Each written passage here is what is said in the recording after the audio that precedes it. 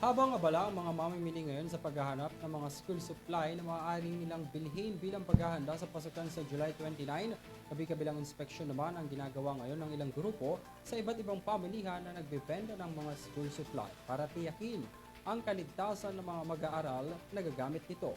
Alamin ang kabuuan ng balita mula kay Ella Corazon.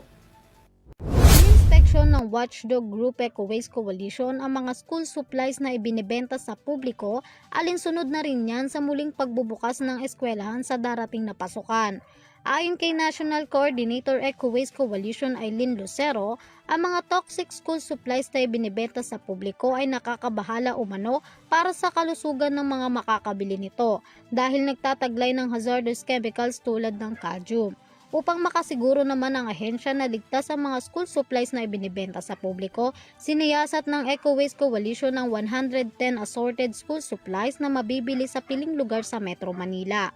Samantala, pinaalalahanan naman ng World Health Organization ang mga magulang na suriing mabuti ang mga school supplies na binibili nila sa marketplace o sa iba pang pamilihan dahil ang mga chemicals na ito raw ay delikado para sa kalusugan ng mga bata. Para sa EuroTV News, Ella Corazon sumasaludo sa bawat Pilipino.